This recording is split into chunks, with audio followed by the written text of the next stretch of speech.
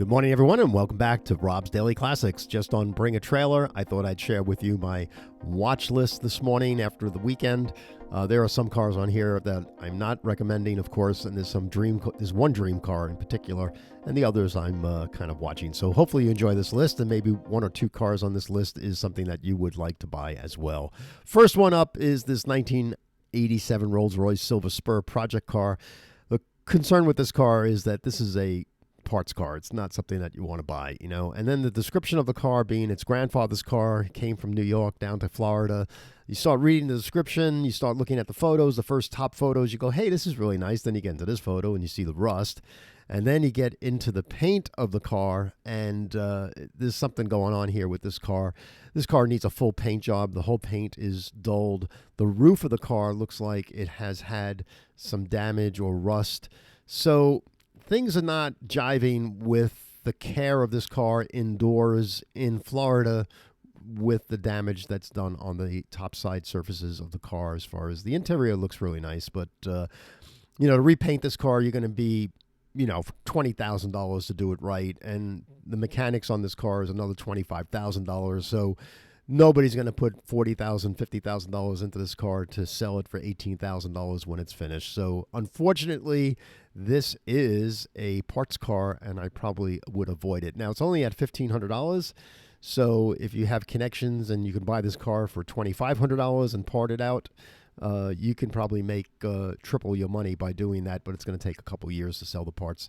Second up is this 1983 Volvo 240 DL. It's a four-speed transmission, which is rare. And if you're going to find a manual transmission Volvo of this era, it's going to be on the East Coast, because that's where these cars were shipped and sold. And overall, this car looks really nice. A repaint, most likely, even though he's showing us a gauge meter on the car. It was if the paint gauge is low, that means the repaint was done properly, down to its bare metal, or at least down to its finish, and then sprayed and done correctly. Must be a dealer or something, because he's got these tags here. But the big problem that I see with this one is it's only at $2,600 and ends in one day. I think this car will probably go for $8,500 and such.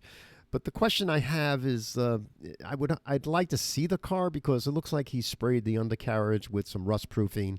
It had an accident, but there's no information about the accident. But I liked everything about the car until I saw the engine bay photos, and there might be some comments about that, in the many comments that are in here.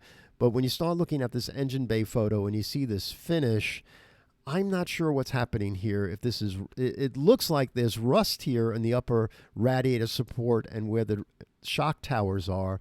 So I'm thinking that might have been what the top side of the car looked like before it was repainted.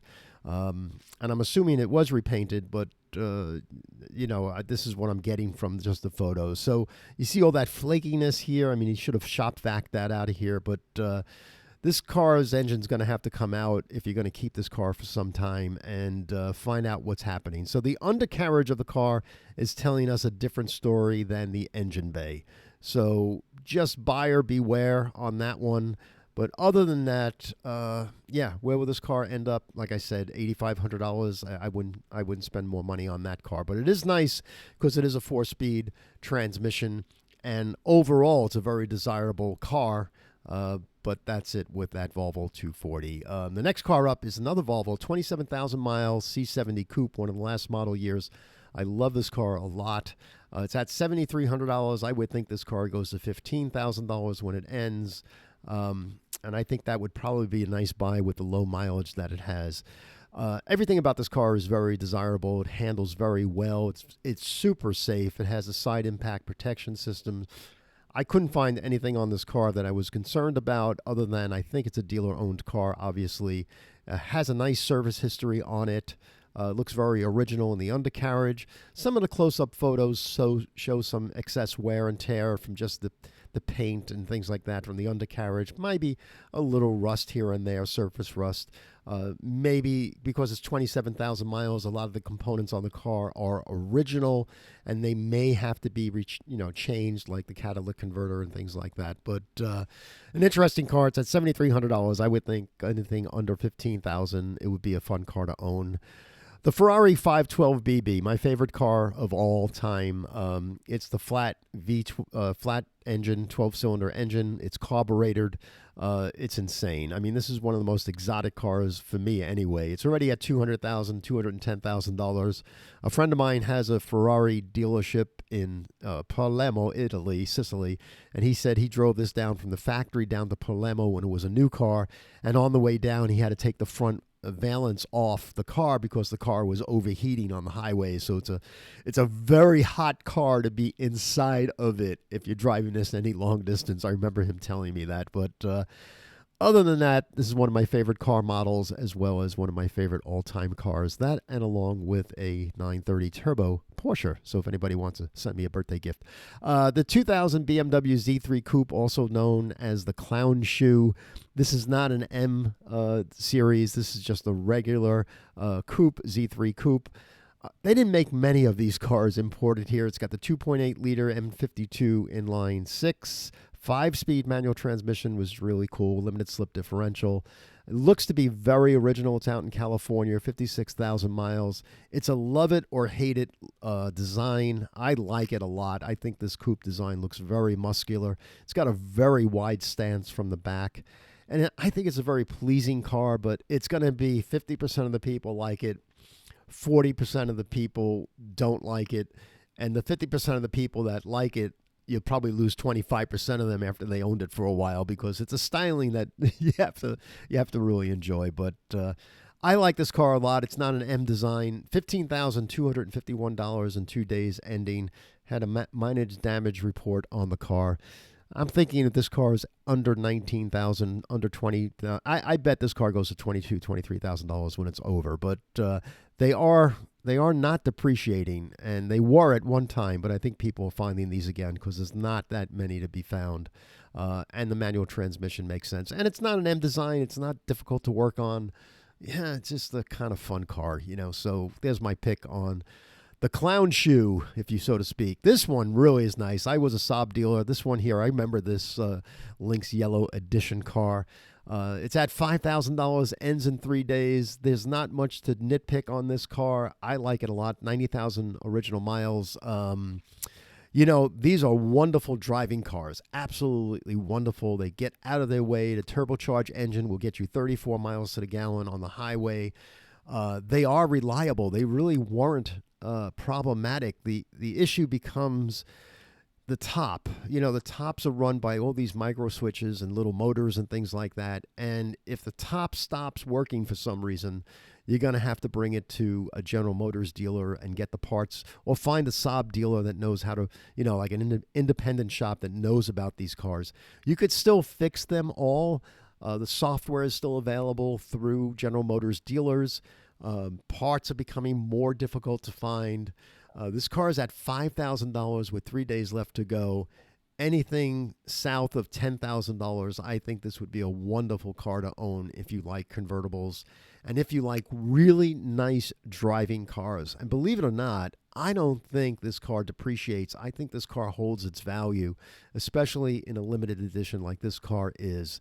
So not that this is going to be screaming appreciating, but I would think that this car is a $30,000 car in 5 years if it's kept nice.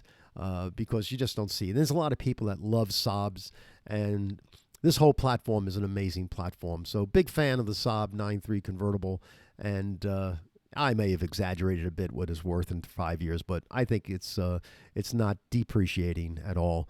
And this is one of my favorite cars, 17,000-mile Ford Thunderbird. Love this color.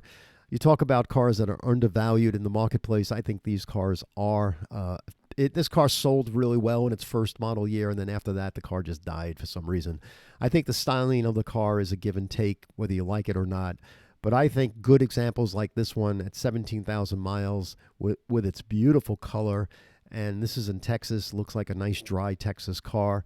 This car is at $12,750. I would buy this car up to $22,000 with its 17,000 miles. So I like this car a lot. I'm a big fan of the last edition Ford Thunderbird, even with some of its issues of not being, it doesn't look like the original Thunderbird and it's built on this platform. Yeah, I know all that, but I don't see these cars. I think these cars have peaked on the downward slope, and I think good examples like this one are only going to start appreciating a bit. So, and these cars ride really nice. It's a heavy driving car, and it really has a lot of power too. So this car is at $12,750. I think it's going to go to $25,000, $28,000 by the time it ends. It'll be interesting to watch this tomorrow and see where my cars come in. So, and that's it, everyone. That's my Robb's picks as far as Bring a Trailer goes.